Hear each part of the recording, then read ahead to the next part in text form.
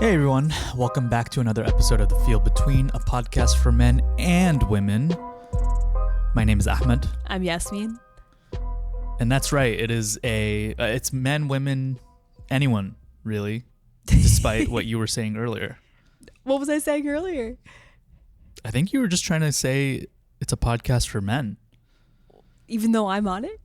Yeah. Wow. You've been wanting to lean into the Joe Rogan crowd. Actually, I don't know if I told you, but the Spotify analytics or whatever, they do the Wrapped. They do it for the creator as well. And it shows what other podcast our listeners listened to most. And Joe Rogan was oddly one of them. I think it's because so many people in general listen to Joe Rogan. I don't know. I wouldn't have expected to overlap with our listeners, though. That's interesting. Yeah. Yeah. Maybe we can do some sort of cross-pollination. Maybe we can get him on the show. Yeah. Yeah. What's going on? We're doing pretty good, I feel like. I mean, the world is bad. We'll get to that in a second. But I feel like personally we're doing all right. We had a really nice weekend. Feel like it really filled my cup. We saw a lot of people. There was a cafe on Saturday. And a lot of people we just hadn't seen for a while came by, which was nice. Mm-hmm. And then, yesterday. So it's Monday today. It's Martin Luther King Day. So yesterday, Sunday, we got breakfast with some friends. We had some people over for dinner. Just a nice weekend. Yeah. Continues to be cold as hell, but we're making do. Oh, yeah. I was in Vegas last week, and it was sunny and 70.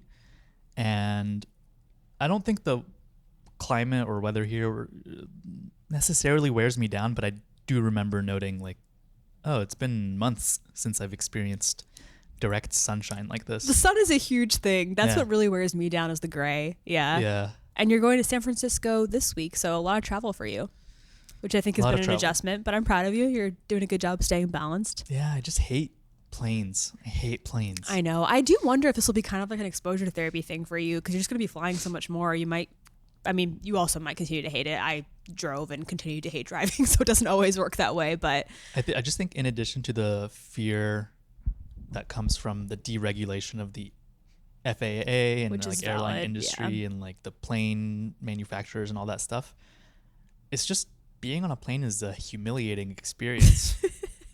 Because you're not in control of the vehicle? No. It's not like, it's not like, oh, guys, is it gay for another man to fly you around in the sky? No, but I think it's a very American thing. You grew up driving. I mean, I get it. It's more like everything about it is humiliating. People are constantly yelling at you when you're in security. They're just like, they change up the rules every time. Yeah. And then they look at you like an idiot when whatever. You just gotta ignore all that noise. And then when you're on the plane, they're constantly just like talking down to you. And then they serve you like, it's so humiliating when they come by and give you a little drink and little cookies. What? I love that. I love little snacks. It's like, oh, little piggy. How is it humiliating? You can't get through a 3-hour flight.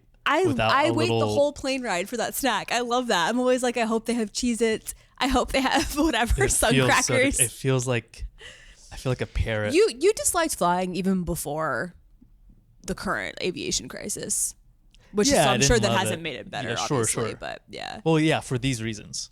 Yeah. It's just, it feels like I'm. But I do think, there is something to being like, oh, I can't control this thing. I think a lot of people feel that way. Whereas, like, that's how I feel about driving is the opposite. Is like, I hate how much control I have and I feel responsible. And like, if a plane crashes, that's awful, but I don't feel like it was my fault, you know? I just feel like I should start wearing like a latex gimp suit to the airplane. And then that would be in line with that sounds like a real degree of humiliation that I'm suffering. That sounds like a real comfy way to go for 6 hours to the West Coast. But it'll be your first time in San Francisco, and we're hoping to go to that area for a few months. So that'll be kind of fun to see it. Though, I know you're working, so I don't know how much of a chance you'll have to get out of downtown, but still. Yeah, we're planning on joining one of the communal injection sites that Trump talks about. We're going to go do drugs and crime and be leftist. I don't think that you'll... I don't know how many leftists there are. I think that there's just really poor people and really rich tech people. So I don't know if you'll be welcome.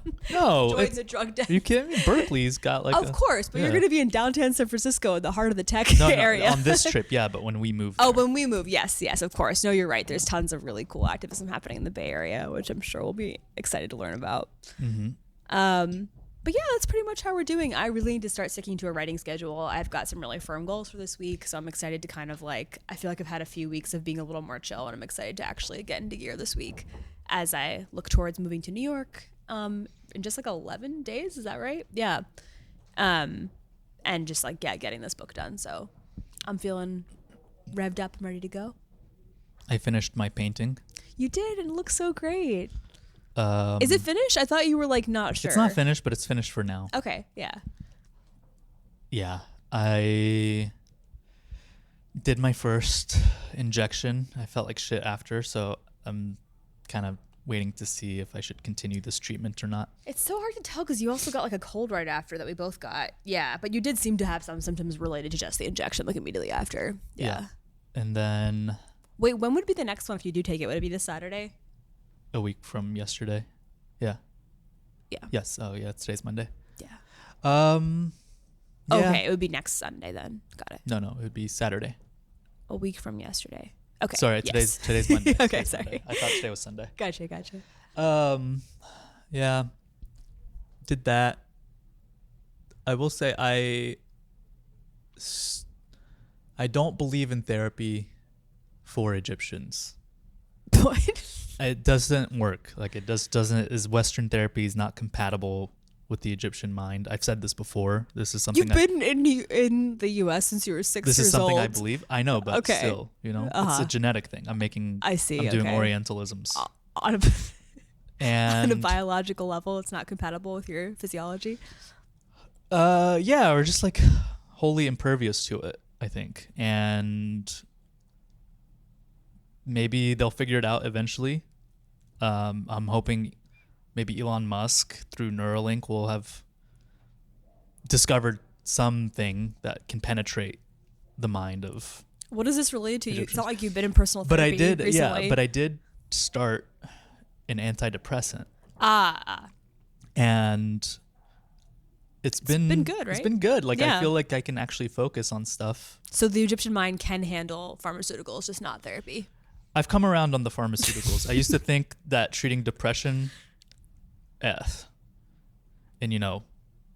I don't believe this, but female tendencies, What are you saying? I used to believe treating depression. Words. I used to believe that treating depression was not a man thing to do. Oh, you know what I'm I saying? see. It's like you just live with depression, and then you write bad poetry, and that's what men do. I feel like you were too depressed to even write bad poetry for some parts of your life. That's true. Anyway, but in all seriousness, it has actually been good. I've been able to focus more.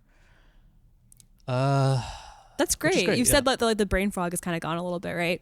Yeah, I used to just kind of like live in a haze of just thoughtlessness, like unable to form coherent thoughts in my head.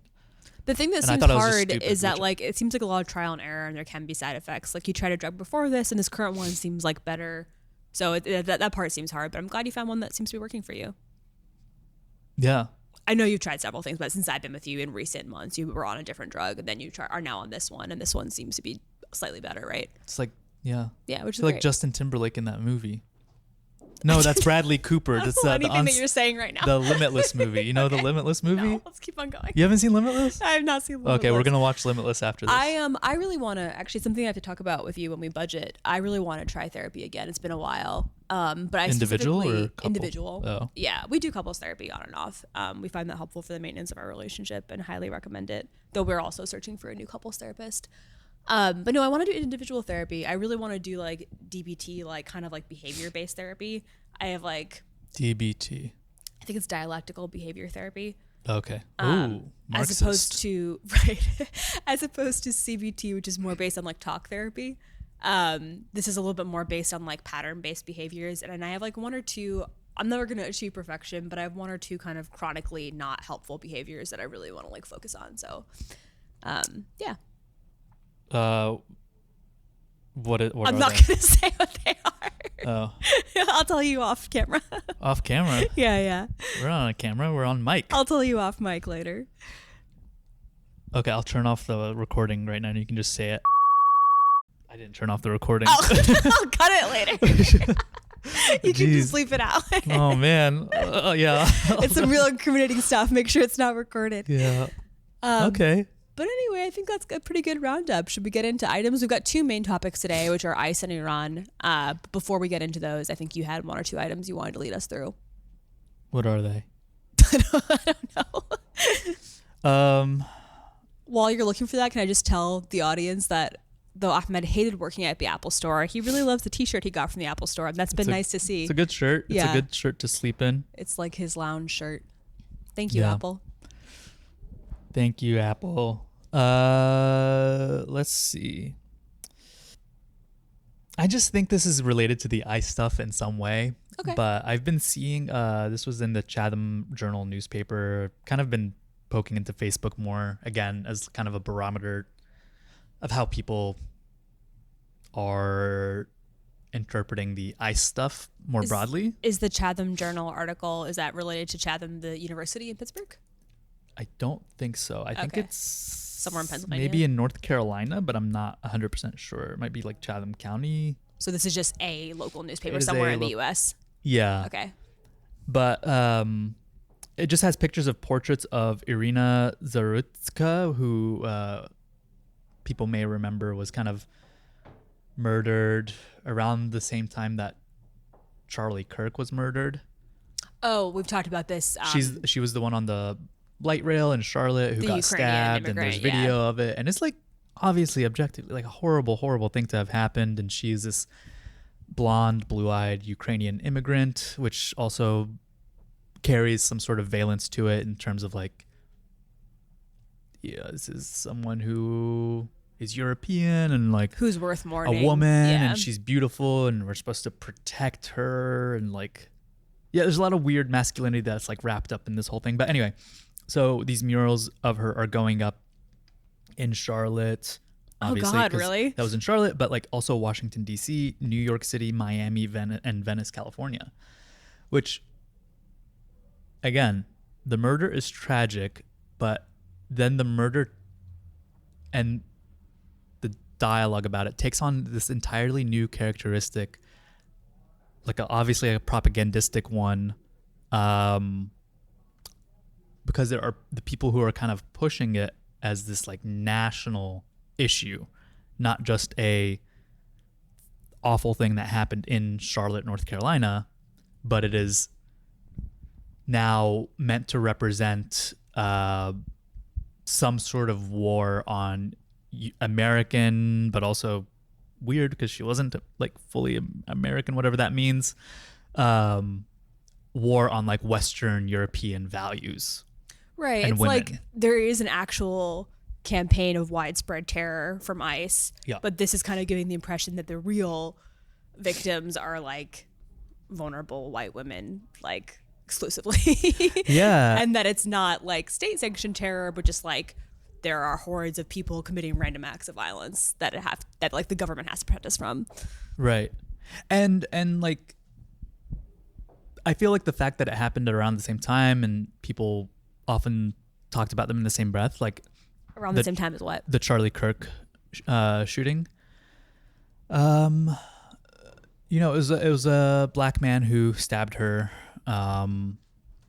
And like when people talk about it, like they just kind of like meld together all these things like, oh, it was a black man who killed her.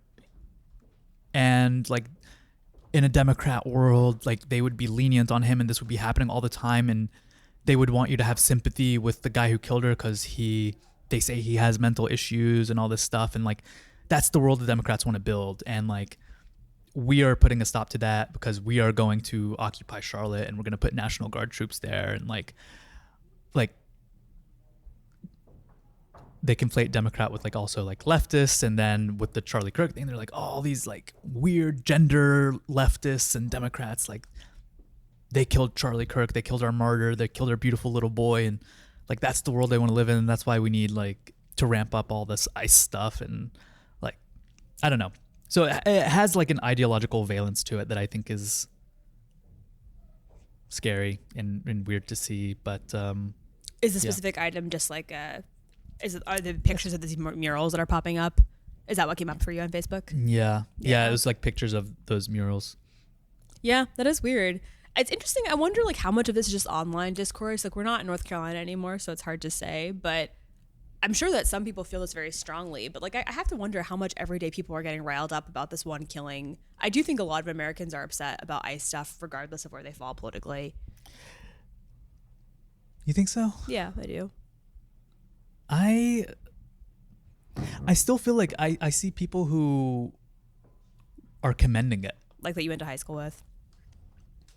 Yeah, and just like other things that they're like, oh, this is what law and order looks like to them. I mean, like polling and stuff, it seems like the majority of Americans are against it, not by a lot, but yeah. Yeah, I think I'm sure the voices that are for it are very loud, and I'm sure they exist. Yeah. I don't doubt that, but yeah, that's true. is that a good transition to talking about Minneapolis?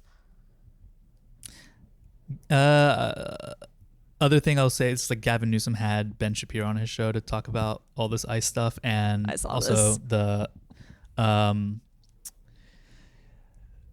even the mayor of Minneapolis, they brought him out. He said "fuck," and then they were on an interview. He was asked if he would abolish ICE, and he's like, "No, I wouldn't abolish ICE." And Gavin Newsom said the same on Ben Shapiro's show, right? Ben Shapiro was on Gavin Newsom's show. Oh, that's even more embarrassing. Isn't that fucked up? Yeah. Our ICE officers obviously are not terrorists. Yeah. A tragic situation is not state-sponsored terrorism. Yeah, I think that's fair. I mean, when it comes to ICE, I mean, I'll ask you this just generally about policy with regard to ICE, because obviously it's become incredibly contentious given what the federal government is doing in states like California. You know, it seems to me that there have been a number of deportations from red states, right, where there are governors and localities working with ICE. California is a sanctuary state, which makes it much more difficult for local law enforcement to hand over information to ICE about deportation status. What's the purpose of that? Wouldn't best policy, you're pragmatic, you talk about your pragmatism all the time, wouldn't best policy be to cooperate with ICE in the vast majority of cases? So instead of ICE going to, as you say, hospitals and churches to pick people up, they'd be going to jailhouses to pick people up. That's exactly what they do in California, and we have over 10,000 that I've cooperated with since I've been governor of California. We work very directly with ICE as it relates to CDCR, our state prison.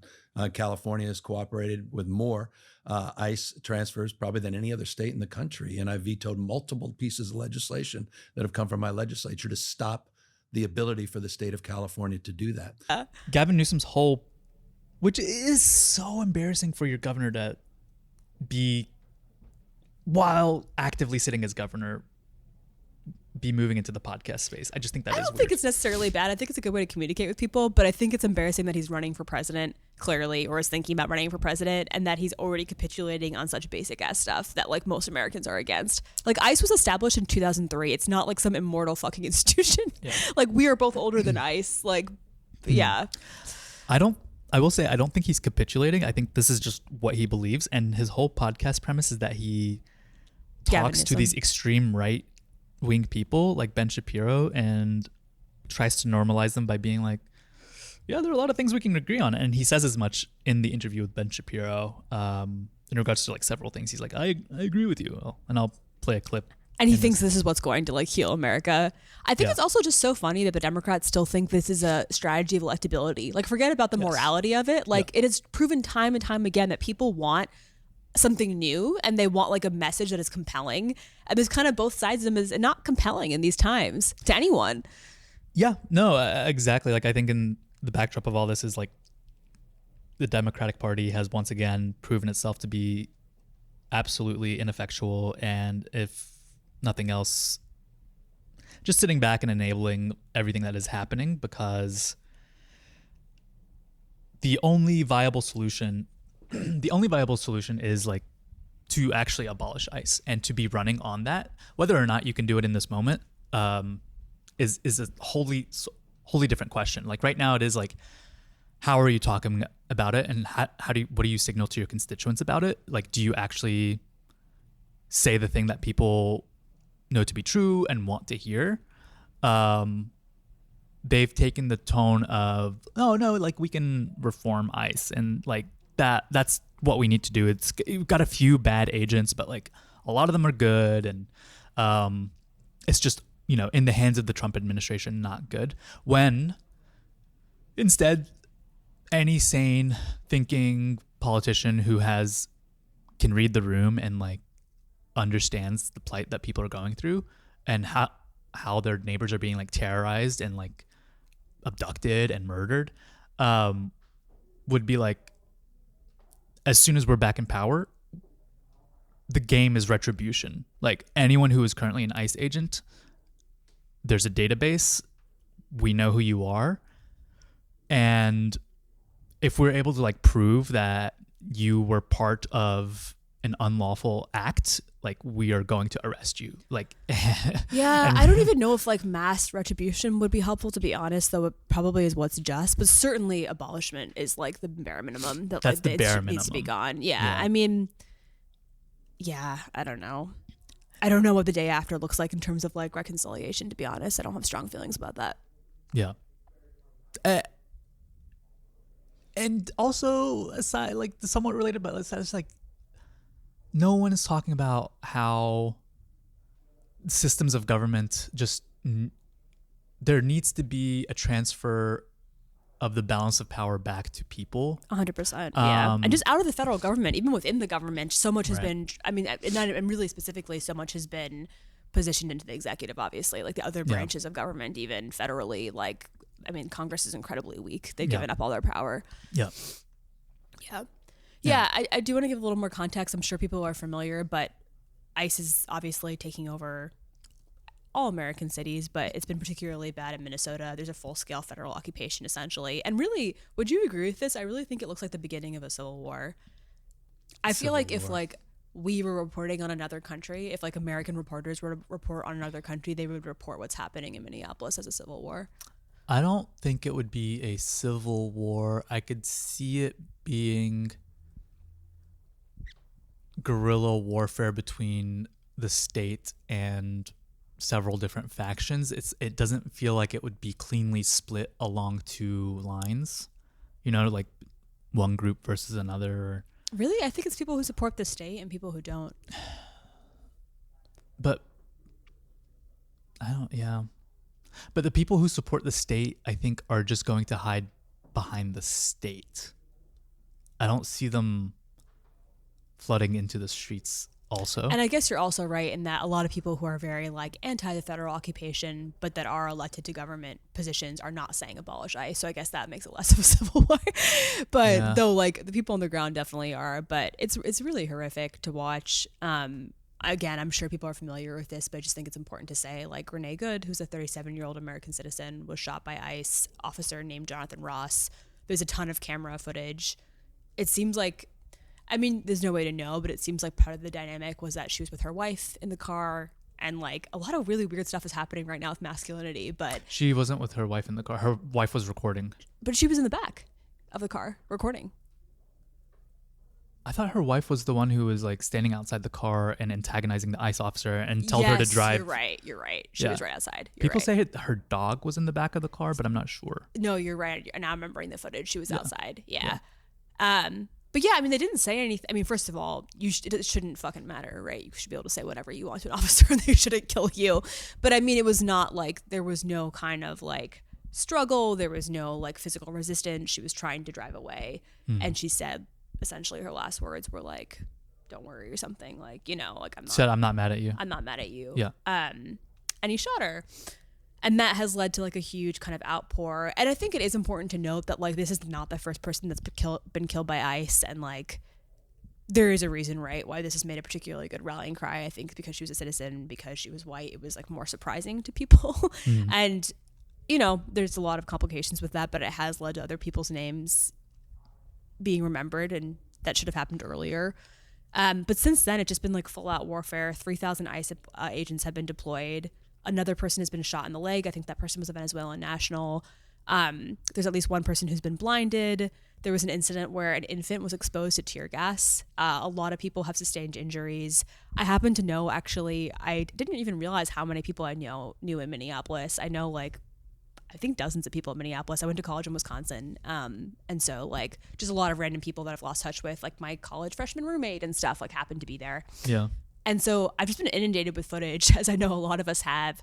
And I know a lot of people on the ground are feeling like it's very surreal in that they feel under siege.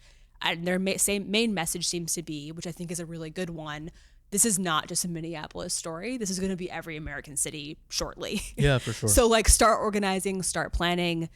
There's even been weird dynamics where like the Minneapolis Police Department, who have been historically fucked in a lot of ways and did a terrible job and really instigated a lot of violence after the George Floyd murder, which was in the same exact neighborhood as the Renee Good murder. And I think a lot of people there are really suffering from PTSD and just like feeling exhausted and under siege. The Minneapolis PD are kind of seem to be mostly aligned in this example with like locals. They're exhausted. They're tired of the feds. And that's what's starting to feel like a little civil war-y to me, is sort of like these local like law enforcement agencies versus the federal agencies. This is what I want to say when you ask, like, do I think there's going to be a civil war? Corey, friend of the show, and I, like, forever ago kind of came up with this podcast skit that will never be released. One of the premises of which is, you waited till we were dating for like 6 months until you would play it for me. Yeah, never see the light of day. Maybe I'll put it in one of those like time capsules that they build for the country. Like, I think one was just built for the U.S. 250 year anniversary. So maybe I'll like sneak in the USB episode anyway. But the impending cop wars, because different systems in the U.S. are just being pulled apart in different directions. And not that I expect cops to fight ICE agents out of the goodness of their own hearts, but I think because of the dysfunctionality of the system and just competing orders and like politics in the US just starting to break apart and jurisdictions. Yeah, you're right. Part of it is like a territoriality, I think, of like, this is my area to police. Yeah, I'm just like, I'm waiting for like a shootout or standoff between like ICE, some sort of local PD, the sheriff's office. We're close. It's like, happening. Yeah. National Guard. Yeah. You know what I'm saying? Like I'm excited. Like, no, I'm not excited. I'm just like waiting for all these cops to just like have to start fighting each other in the streets. I mean, and the scary thing, and this is like the thing we've been talking about for a while with the Amasa Sarah's Imperial Boomerang, is like ultimately we are this country has like the best armed military in the history of the world, and like if the military turns on the people, we're kind of fucked. I mean, we have to be brave, and it's our duty to be brave, because many people globally have been oppressed by our military. But like, yeah, I mean, like that the Minneapolis PD are not able, I mean, they already are outnumbered by ICE agents 5-1, right? And not every ICE agent in the country has been moved to Minneapolis. I'm really disappointed in Tim Walz. I feel like he's been talking about deploying the National Guard. He hasn't yet. But if the National Guard is deployed, they should be on the fucking side of the protesters. And it seems like the way he's talking about it, though he's been anti-ICE, and I think he's afraid of like a full federal versus state thing. I think he's doing the best he can in a moment of crisis. And I understand that also he's been like, I'm not running for office. He's trying to kind of do stuff to avoid retribution from the Trump administration. But at this point, like, I just feel like it only makes sense to deploy the National Guard if they are on the side of the protesters, like if they are against ICE agents. And I understand that would really accelerate things, but otherwise you're just kind of beating the shit out of your own people. Like, you know? Yeah. Yeah, I mean, it's really made me think a lot about like what we need to do locally to prepare. I know we have been like ramping up conversations. You have been specifically with groups who have already been involved in anti-ICE work, and that's been really heartening to see, and hopefully we can get more involved.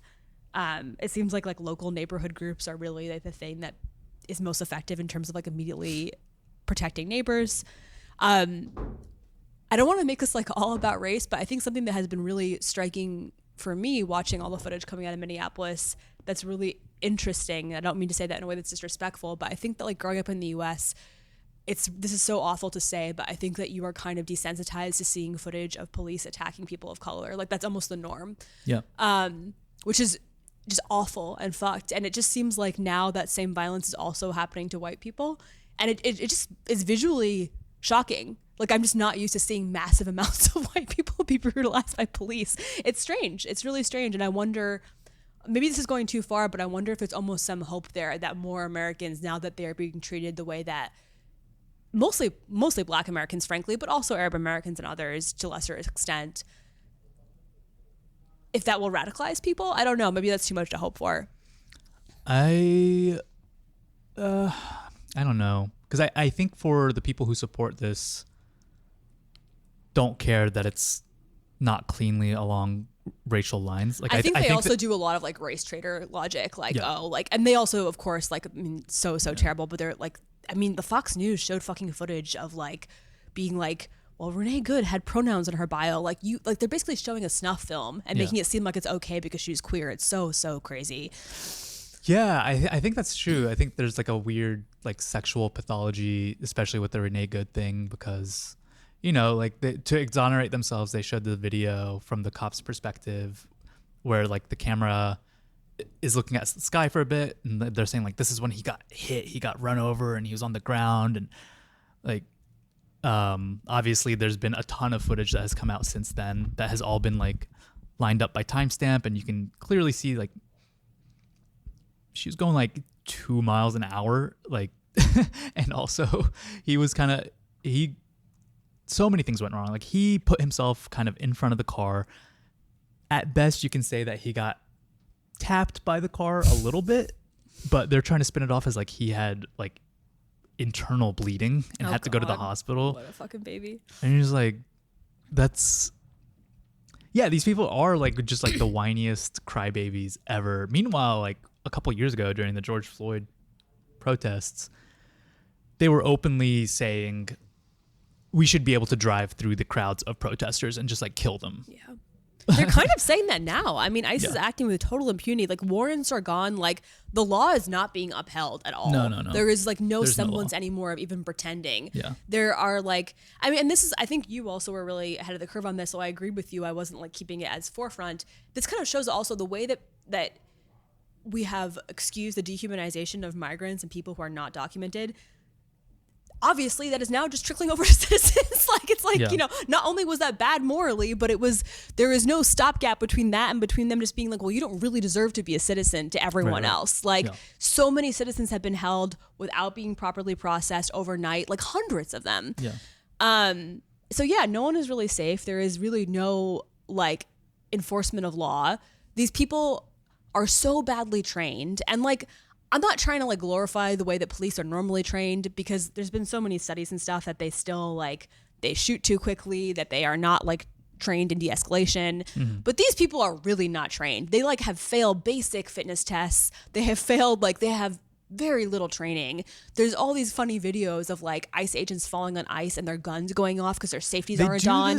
They're almost shooting themselves. Like they don't know what they're doing. So it's just massive havoc. I don't understand. Okay, so like, just to wrap up the point about like, I don't think the people who support this care that it's not following neatly along racial lines. Like, I think it's more of an ideological thing. Like, you know how you do the racialization of Islam and like identifying with like Islam is like, I think this is the racialization of stupid. You know what I'm saying? Like, it's just like, that's the new race. I don't co-sign and they're this like, metaphor. anyone who's not like, like, this is the stupid army. Like, it is the most fail son, just like unqualified. They do this tactic I see in all the videos, because you mentioned like the slipping on ice and like having all these, which has been fun to see, but it's because they do this like weird move, and I don't know if they learn it in like ICE basic training camp or whatever, but like they will, you know, one of them will just break off from the group and like run toward a group of protesters to see who they can like break off, but they just like kind of run at them with, doesn't seem like with any clear plan in mind. They're just like seeing like what chaos they can cause among the crowd. And like the way they run, obviously they're not balanced. They look terrible. It's like there's few things worse than seeing an ICE agent run. Well, they can't really run that well either. No, a lot of they these people can't. Are, like, don't have basic fitness training. Not to be mean, They but, run like, in this like incredibly stiff way. But anyway, it kind of reminds me of when you go to like a haunted house or park or whatever for Halloween, and like the costume people, they just like run at you to kind of scare you. This kind of lopsided to way, get a reaction out of you, and like that's. Yeah, it's just like that tactic strikes me as odd visually. But anyway, I think there's a lot we can learn from how people are resisting, and I think there's something to think about. Like, not totally the day after, but like, what does it mean to have like, because I think they're exhausted because they're under siege. Like, what does it mean to have like long-term strategic resistance in these ways? And part of it, like all guerrilla tactics, is like knowing your terrain, right? Like, it's been really fun to see people like putting out water, and like they have like the gear, they're from fucking Minnesota, that these people from out of town do not have to survive these temperatures. And so like just thinking about using your local environment, people have been really good with, a lot of Somali Americans are still out there still protecting their families, and at this point now, like people who are even green card holders, it seems like are home full time, are afraid to leave their house, so like they need a lot of community support, they need people to bring food back, they need, you know, basic necessities, so all of that requires a lot of coordination. Yeah. Also, there was the other thing that was fun to see was Jake Lang, this Nazi who went with the intent of like doing this Nazi rally and burning the Quran in like Minneapolis. This is after the Renee Good shooting or murder. You know how Pete Hegseth loves to say "fuck around, find out." Like he feels so cool saying it.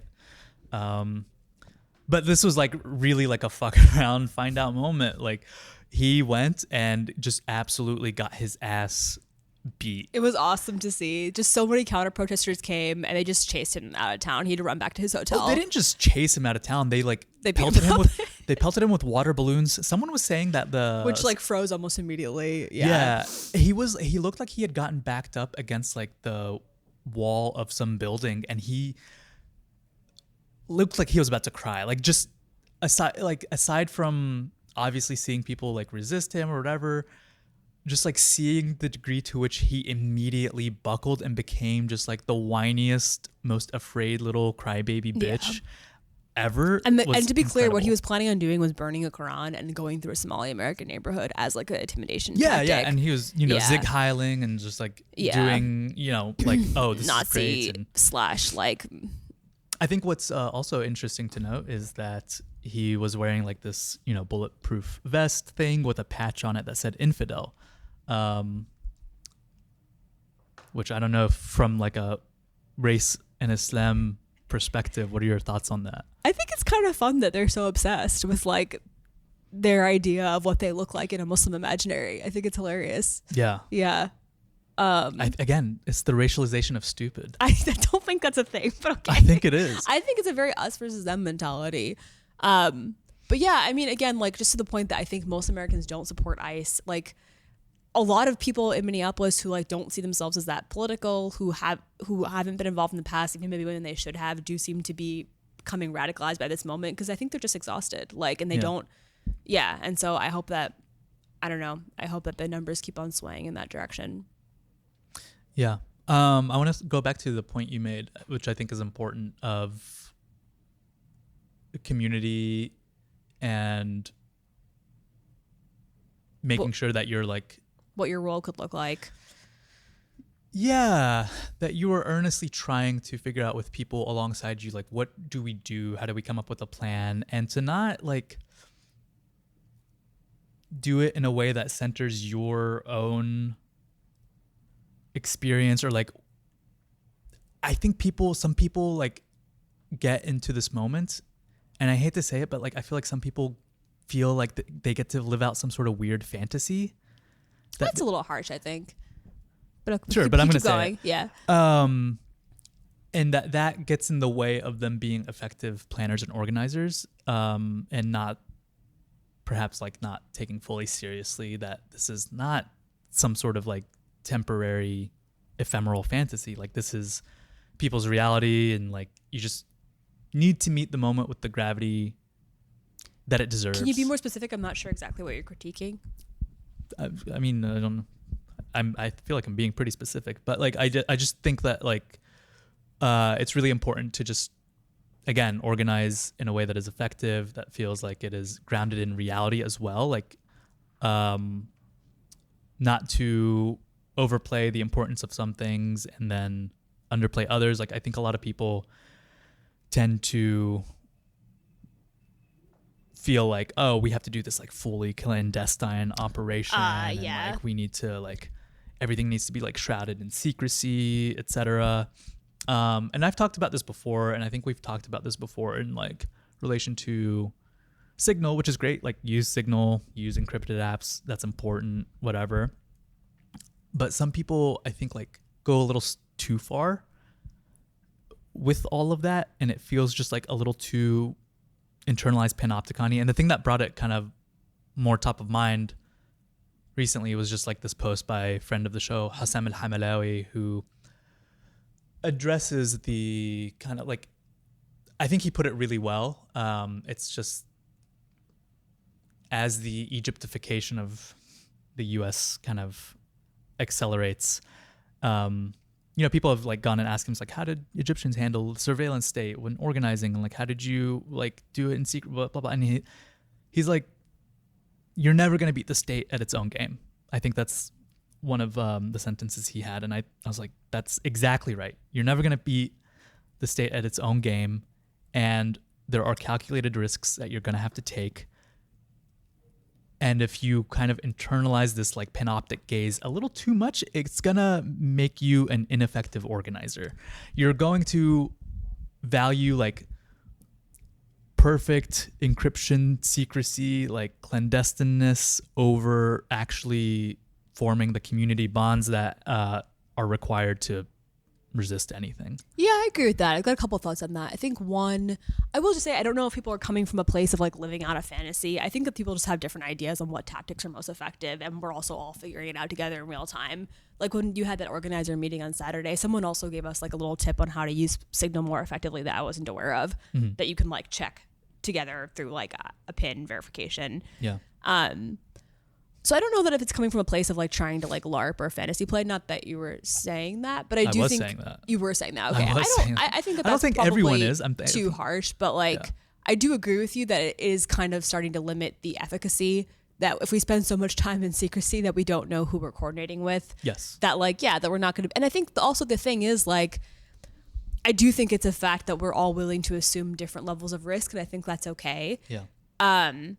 And I mean, that's something I've been thinking about on a personal level, even like where would I draw certain lines? And I don't for sure know on in every case. I'm not going to lie. Like, I'm not a full martyr. Like, I've got like things that I would like to think that I would probably be like, this is my line. But then also like, will I be in control enough of the situation to get to make those calls at a certain point? Who knows? Yeah. But all that to say, I think that, I agree with you. I do think the post that you posted from Hassan really resonated with me also, and that at a certain point you have to be willing to declare yourself as against the state, and most likely you already have in certain ways. And so it's kind of like, well, then why are we all hiding on Signal if we're not able to like then coordinate a basic event together? At a certain point it will get to, if you don't explicitly declare your fealty to the state, then you will already be counted as right, exactly. Right? We're already kind of pretty close to that. Yeah. I feel like the only people I really feel a lot more sympathy for is like if you're not documented, or if you even are a green card holder at this point. Like, I think if you're a citizen, you also are under threat, but it's kind of like, arguably your job to try and salvage what we can and be here for whatever comes after this. Because I will say, like, if I were a CIA agent tasked with making sure that I take the momentum out of movements, this is exactly how I would go about doing it, is making people like overly cautious, feel like they're always being watched. And you're like, yes, you are always being watched. So you might as well organize. Perform. Yeah. No, and like I said before on the show, a lot of the movements that I study were infiltrated by the FBI, and part of what really allowed a lot of infighting to happen was the paranoia that it kind of fermented, right? Yeah, if you keep on acting in the same way, these are how I get my archives, which is kind of a weird dynamic, or through FBI surveillance. Like, you are being documented, but like if it starts to change your behavior, then that's when they're sort of starting to win a little bit. Yeah. And I think I'm also interested in this kind of idea of like, I think it makes sense to turn to places like Egypt and I think it's good to think about like global solidarity with other movements, but these things are connected, right? And there's also a history in the US, obviously, of like massive state surveillance and repression that we can turn to, very recent history to learn from how people organized. We can turn to thinking about the Black Panther movement. We can turn to thinking about like the SNCC Student Activism Committee. Like, there's a lot of like examples in the US. Fascism also is local and is part of this country's history. Yeah. And just now that the net is wider in terms of who is being targeted by the state, there's still a lot of history that we can learn from. I know there's someone locally that you were interested in kind of like interviewing to learn more about the history of resistance here in Pittsburgh, even among like some Black groups and Black activist groups. So there's like a lot that we can learn from. And a lot of the conditions that were created abroad are tied to U.S. imperialism. So it's all kind of like connected. Yeah. Yeah. Have you seen the videos of The Black Panther group in Philly? the resurgence of it feels like it's not fully decided of like whether they are officially an outgrowth of Black Panthers or they're just using the name or whatever. I But have. anyway, It's very cool. Yeah. Yeah. No, it's awesome. It's awesome to be see. interested in having Mr. Birdsong on the podcast, maybe. Yeah, that'd be cool. That'd be cool. Yeah. Yeah. I mean, the Black Panther movement is also a really good example of a movement that stood against something, but also stood for something. And I think that's so important in this moment. That's what the fucking Democrats are not getting right. What the Black Panthers stood for was feeding their community. They had massive like food outreach programs. Yeah. And actually the federal government in California, for example, copied those programs and started doing like school lunches. Like those were local efforts that provided really material substance and organized resources and redistributed them. And so, of course, people were moved by the movement of like being against, but really I think how you get buy-in is by being for and showing like in real time, like this is how we're going to support each other. Yeah, you don't immediately get the jump to like we're gonna beat back these people militarily and like whatever. Like, yeah, it kind of starts with food. Yeah, and totally. just, like, and like hanging out and like knowing someone. childcare, like, you know, like you want to go to the protest, like we have someone designated to watch your kids. Like there's a lot of practical stuff like that I think we can learn from. Yeah. Actually, we should read, like, that'd be a cool thing to do for the podcast. I feel like I only know a little bit about the Black Panther movement as it intersects with other stuff I've been interested in, but I've never read like a proper book about the movement. That would be cool. Yeah. Yeah, that's all I had to say really about ICE. Anything else before we move on to Iran? It's bad. That's my take. Yeah, that's a good take. What are your thoughts? I agree. Not a fan. Nice. So Yeah. we agree on that. Yeah.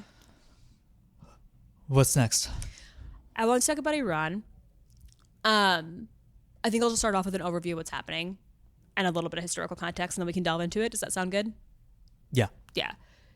So thousands of people have shown out for anti-government protests in Iran in like the last like 2 weeks, 3 weeks. The currency has completely collapsed in large part because of U.S. sanctions. So $100, like $1 is now something like 100,000 rials. So it's an unimaginable amount of currency to the point of being meaningless just to buy a loaf of bread. Yep. So people are completely economically destitute. And it's not just that, though I think the economic realities are hitting people hard.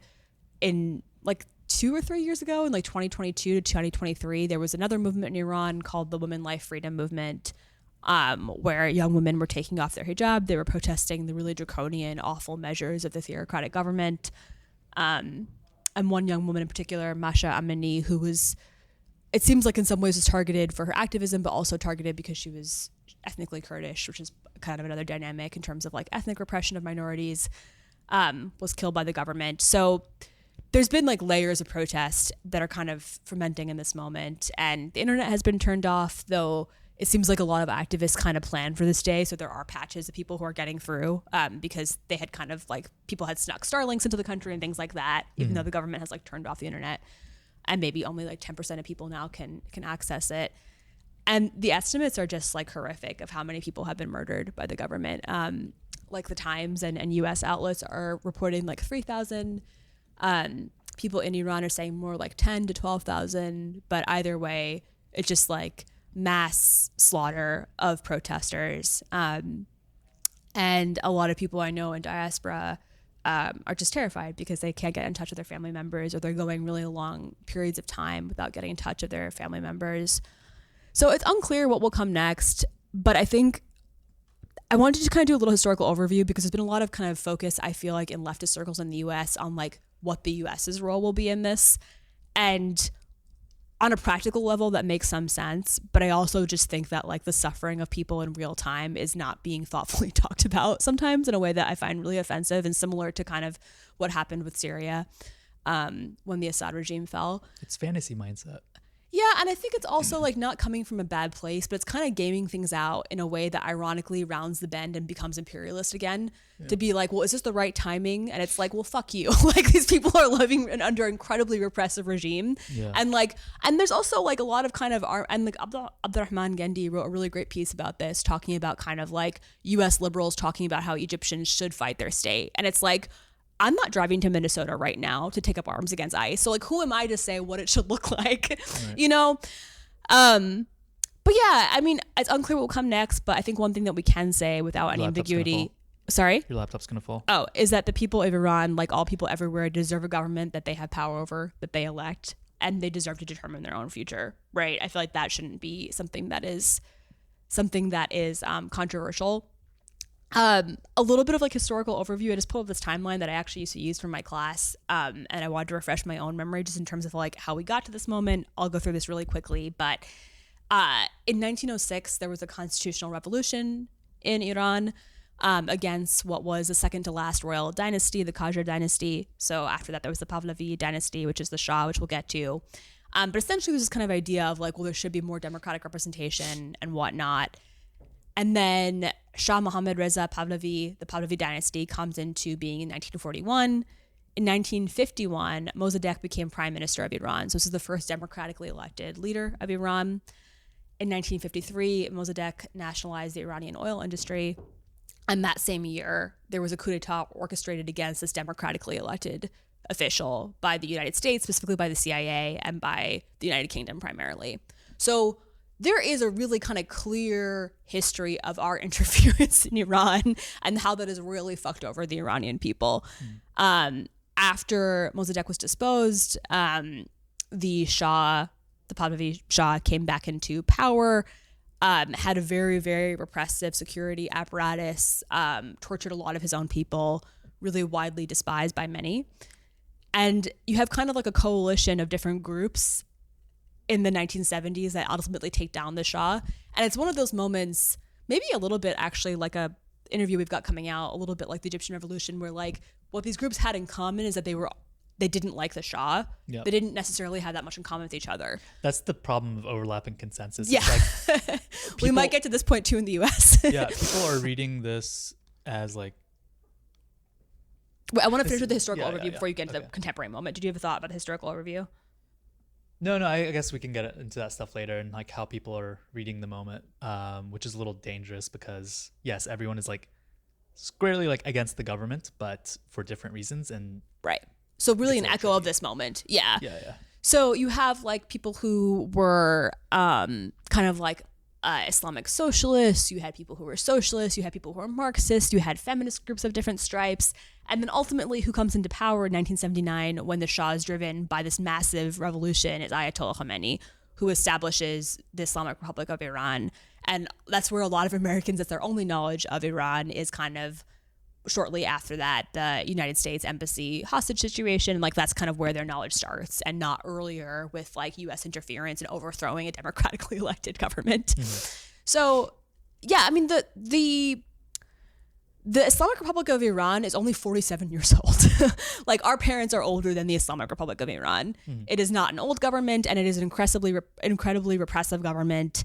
And now maybe if you want to kind of chat about what you're going to chat about with, so you're kind of seeing these different factions today in the protests. You're seeing some people who are pro-monarchy, who want to reinstate the Shah. You're seeing people who are pro-US intervention. Sometimes it seems like just for fairly like practical reasons, that they think it's the fastest way to get rid of their immediate enemy, which is the government. And they're not dumb. They know that I think that the dangers that could come with US interference, but they're desperate. And so, you know, I think very strongly the U.S. should not get involved militarily, but I'm not going to sit here and preach to people who are desperate about what they think is best for them. I'm thinking about what's best for me as an American citizen, and that I know it's not U.S. interference. Yeah, there's a lot of different factions. And I think the thing that I've been hearing a lot of is kind of these conspiracy theories that this is purely an Israeli plot or a U.S. plot. And it could be the case that there are CIA and Mossad agents on the ground. I don't doubt that. But I think it's incredibly offensive to say that every Iranian in the in the street, and there are leftists saying this, like American leftists. Yeah, like the U.S. empire is powerful, but it's not fucking God. These people hate their government. Yeah. Again, overlapping consensus. The U.S. wants the fall of the regime, and then also some Iranians want the fall of the regime. That doesn't mean that I support the U.S. in its tactics or its purpose or whatever. 100%. I think we have nothing but nefarious intent. Yeah, I do think it's just, it doesn't feel appropriate for anyone who is like not directly affected by this to like really weigh in about like this is what should happen or that. I mean I waffle back and forth. I'm like, whatever. Same. It seems like it'd be a little awkward if the monarchy came back. But You like, can have an opinion. I don't think it's a majority opinion that they want to replace. no, me either. And it seems to be like a particularly strong diaspora thing, not so much To on the ground yeah. thing. However, I think that is the problem, is that the U.S. is taking advantage of the moment to make it seem like what people want is the reinstatement of Reza Pahlavi. What you looking for? Sorry, I was looking for my phone because I have a bunch of clips I want to play. Oh, I found it. Oh, okay. Yeah, and right, like if like the U.S. does get involved, which would be massively fucked, and people are cheering in the streets the next day, it's because their government fell, not because we got involved. Yeah, I mean, you know, again, like people, the government has tortured their like siblings and their cousins. Like, we played all these clips of people cheering after the U.S. took out Saddam. We did the same thing in Libya, and these places are now like, it's going to take near a century for them to recover from what the U.S. did. So yeah, I wish for things to be in control, like in the hands of Iranian people. We'll be watching. I think you're right. Like, as an American citizen, I do not want to see the U.S. be involved. And the best thing that the U.S. can do is lift the sanctions and just leave it up to the people on the involved. ground. Yeah. Exactly. So that's all. Yeah, and really. I also I have like a few things I want to read. I think there's also been a lot of kind of conversation among U.S. Muslims about. There's been some, and again, there's such little internet access, and so it's so hard for even like people we know and to talk to their like parents and family members, that it's hard to know like how accurate all the information that we're getting is. But there's been some footage of like people ransacking mosques and this kind of stuff. And I just want to say, as a Muslim, I am not offended by Iranians who really have so much anger against Islam because they've been forced to live under a brutal theocracy. Like, that doesn't threaten my faith. Like, I feel like that's totally fine. Like, I will say I've had some complicated conversations with some Iranians in diaspora because they kind of, because of that hurt. Let me not get too personal here. I just think that like lots of different ideologies can be manipulated to be repressive. Right. And that's like in the same way that like the BJP has like totally distorted Hinduism to kind of create a Hindu supremacist state, or in the same way that Israel uses Judaism to create this kind of ridiculous, like they pretend that it's not a theocracy, but it really fucking is. Right. Like in the same way that like Charlie Kirk and all these like absolute right-wing Christian nut jobs in the US are like this bizarre version of Christianity. Like, yes, like religion can be tied to fascism. You know what I mean? Sure. And I think if you're a person of faith, that doesn't have to like change your relationship with God. Like, that doesn't mean that like, I think that it's okay to be like, okay, this kind of ideology has been presented to people in a way that was oppressive, and there wasn't a choice, right? And it was like only this brand and interpretation of Islam was all that was valid. I mean, there are Sunnis in Iran who have been very repressed, right? There are Sufi orders that have been incredibly repressed by the government. So it's not just like that it's an Islamic theocracy, it's like one interpretation of Islam that has been forced down everyone's throats and that is being used in a way that is meant to be repressive, which you can do with any ideology as a dictatorship, right? So I don't know, I feel like there's a lot of Muslims who have like a knee-jerk reaction against that, and like, you shouldn't aspire for your religion to be manifested through a nation state. Like, I can understand wanting to live in an like geographically in an area where that like accommodates your spiritual beliefs and you feel like is in line with your values and all that. But like, I don't think that's going to come from like a formal nation state. Yeah, and I don't even aspire to be in the majority in that way, because I've just seen like in the era of nation states how much like majority minority dynamics can get so toxic. I really think, as we've kind of alluded to many times on the show, I think we need to like ultimately hope for something beyond the nation state in our immediate future or within our lifetimes. But yeah, no, I agree with you. Like, I never aspire to live in a theocracy of any kind. That just does not seem like a good time to me. Yeah. And yeah, like if people in Iran really feel like and I know that there are also, I don't want to paint with too broad of a brush. I also know Iranians in diaspora, and we know Iranians who still have like current ties to Iran that do identify as Muslim and are still against the state. So it's not as if this is the case for everyone. But yeah, I just don't know why so many American Muslims seem threatened by this idea that like a lot of Iranians have been turned off religion. Like that makes sense if you were forced to do something by your state. And I think as a Muslim in America, it's kind of the inverse situation where we grew up in a minority context where we felt like Islam was really othered and repressed by our state. So, you know, it's just like different circumstances that shaped our relationship to this faith. Yeah, I will say, I think, again, it gets a little tricky because it's totally fine for someone to feel that way internally and like to just be put off religion. Like I totally understand it. But then if you're Islamophobic, yeah, I mean, like if it becomes like an Ayan Hirsi Ali thing, for where sure, you're just like you're constantly like talking to Sam Harris, and you're like, yeah, no, these people are just like constitutionally like deficient, and like the world would be better off without them, and like they should die, and like whatever. That stuff's like really is useful for building the power of the U.S. military state. Like, yeah, that's all. No, you're right, and that isn't totally uncommon, to be honest. There are Iranians in diaspora who become so anti-Islam that they are kind of discriminatory towards Muslims in the U.S. context, and that I think that is problematic. And I feel like again, it comes back to minority-majority dynamics, and I think it just comes back to like having the wherewithal to look at who's in power and be like, oh, who is being suppressed by the state wherever you are in the world. Yeah, you know, and those dynamics, regardless of the ideologies being manipulated and the language being used, aren't that different. Right. Yeah. This is from Hoda Katabi, who is a very cool Iranian American activist who does a lot of really interesting work around slow fashion and a variety of other things. Sure. And she had a couple of different thoughts, but she had some thoughts specifically on this question of are the protests anti-regime or anti-Islam? Do Iranians see it as one and the same? So I'll just read a couple of her thoughts here.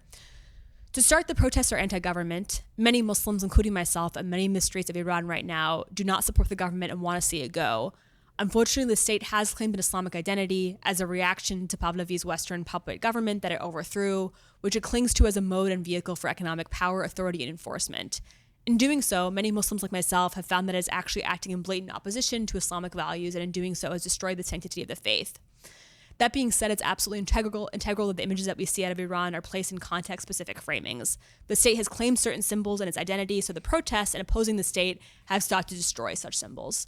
I thought it was really well put. And again, I really do feel for a lot of Americans right now, so much of the history of resistance in this country came through churches. Like the civil rights movement literally came out of Black churches, right? And so I think it must be really upsetting for a lot of Christian progressives to look at like the Trump government and just be like, what the fuck? Like this is the Christianity that's being pushed. You know what I mean? And so I think those dynamics are probably similar in a lot of places, even if it is the majority religion, that like you feel like it's been corrupted in a way that you understand why people are upset by its symbology. One last thing I wanted to kind of read that I thought was just sort of helpful in terms of thinking about ways to talk about the protests and sort of framing. And I think, again, we can be on the outlook. I don't want to go too far in the other direction. I think we can be on the outlook for like Israeli intervention and U.S. intervention and also criticize that, and also hold at the same time that there are people who have agency that are doing what they can to take down their government. But this is by an account called Iran's Feminist Liberation. It's called The Language Being Used to Describe Iran's Protests and Why It Matters. What we keep hearing. You've probably seen posts calling the protests in Iran ongoing chaos, violent riots, manufactured, infiltrated by CIA or Mossad. These descriptions aren't neutral, they have consequences. Who uses this language? This framing is pushed by anti-imperialist commentators, regime-adjacent analysis and outlets. So that's another thing. The Iranian regime themselves are kind of characterizing the protests in this way as like all being American imperialist agents. Yep. And then commentators conflating the circumstances of Iran's protests with other regional events.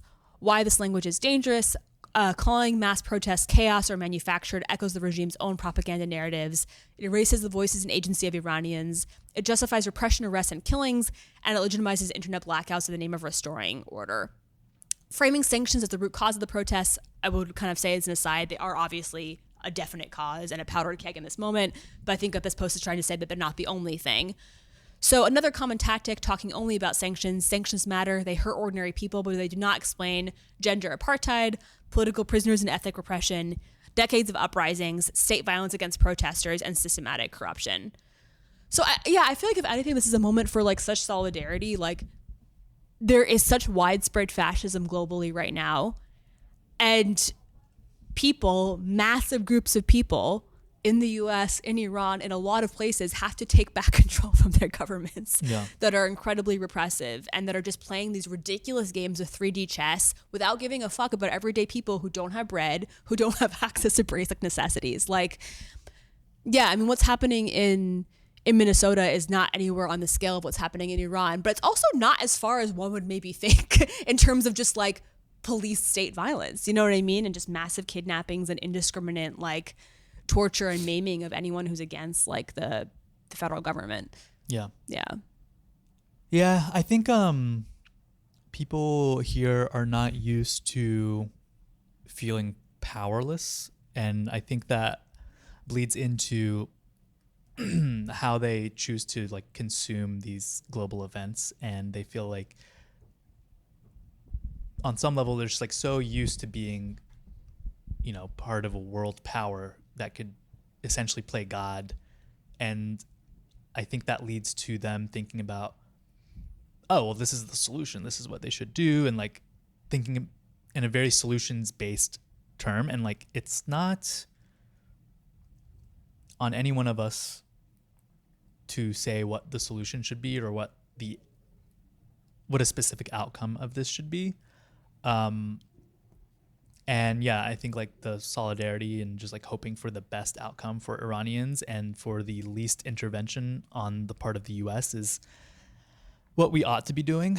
That's probably the best way we can show solidarity with Iranians, is to like be on our own government for like not being on like having a boot on their necks. And you know, the sanctions aren't just like, they cause all these downstream effects, right? Like because of sanctions, governments are going to try to get around them. That leads to them having to go to secondary markets in order to import and export goods because they can't do it in the primary trade markets. That ends up meaning that they work with people who work outside the law. That begets corruption within your own country and like makes corrupt people rich. And it's like a on and on series of just like secret shady handshake deals, people getting really rich and people getting to live above the law. And like in those conditions, repressive governments thrive. I'm not saying that's the only cause of it, but anyway, that is certainly a big contributing factor. And again, if you're an American thinking about like what should Iran do or like what can we do, pushing the US government to like no longer be involved is probably the best thing, and to also not be involved through proxy states like Israel and you know, Saudi Arabia to a certain extent, and et cetera. But absolutely. And to your point, I think also, right, to focus on regime change at home, right? To focus on like, how do we take back the means of control from our own government? How do we restore, I mean, I don't know if restore is the right word, but how do we aspire to a more democratic form of government here? Yeah, totally. Anything else? No, I think that's it. Well, now's a good time to announce our partnership with Kalshi, where you can make bets on what you think is going to happen in Iran. Will Reza Pahlavi and Lindsey Graham kiss? I think. Will they move in together? Will they have a baby? These are all things that you can bet on and more in a prediction marketplace. Kalshi. Go to kalshi.com/YasminFloatingAli to get, what is it? Free cereal. Free $100. Okay. Toward your bet. Nice. Okay, bye. Bye.